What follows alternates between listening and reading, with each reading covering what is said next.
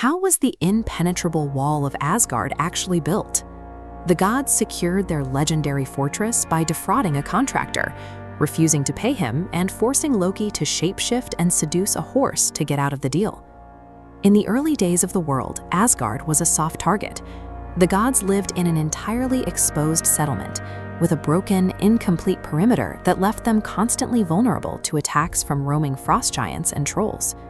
Then, a mysterious builder arrived at Drift 8 with an ambitious pitch. He would construct a massive, impenetrable stone fortress to keep their enemies out forever, and he would finish the entire project in exactly 3 seasons. But his asking price was astronomical. In exchange for the completed wall, the contractor demanded the sun, the moon, and the hand of Freya, the goddess of love, in marriage. The builder's price was high enough to bankrupt reality. Surrendering the sun and moon meant losing the source of all warmth, leaving the universe to freeze in permanent darkness. If the gods declined, giants would eventually overrun them. If they accepted, they'd trigger a cosmic freeze. This impossible choice created the perfect vacuum for Loki to step in with a rigged solution. Enter Loki. Acting as the Pantheon's fixer, he advised the gods to formally accept the builder's contract, but only after injecting a series of designed-to-fail conditions. Under Loki's terms, the 3-season timeline was slashed to a single winter. Furthermore, the builder was forbidden from using any human assistance whatsoever. To seal the trap, they added a strict penalty clause. If the builder missed the deadline by even a single day, he would receive 0 payment for his labor. The builder agreed to the impossible deadline, but he made one counter-demand.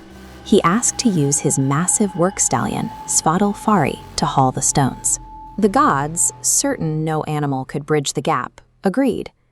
This chart shows the stallion's massive mechanical advantage.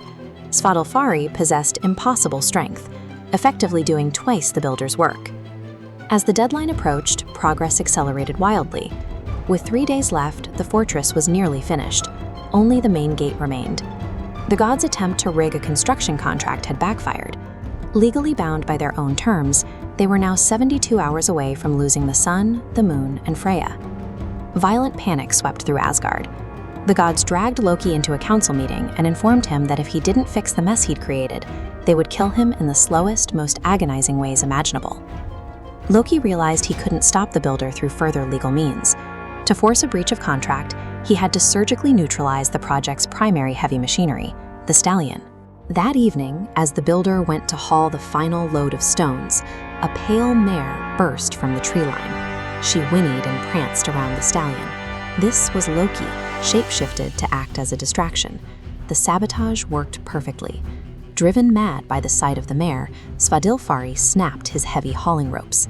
He abandoned the cart and chased the mare deep into the dark woods. Without his horse, the builder was paralyzed. He could not move the final stones on his own.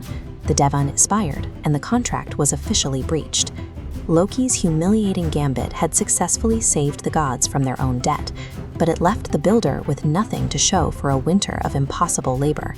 Realizing he had been scammed, the builder's human disguise melted away, revealing him to be a colossal mountain giant. The gods had sworn a sacred oath to the builder, but they quickly looked for a way to void it.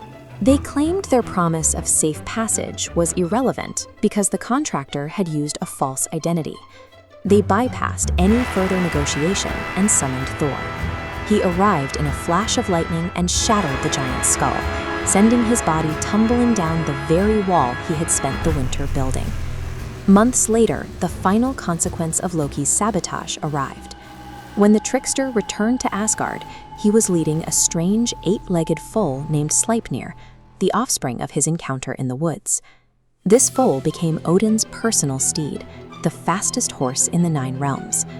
Every time the Allfather rode him, he sat atop the living evidence of the gods' deception.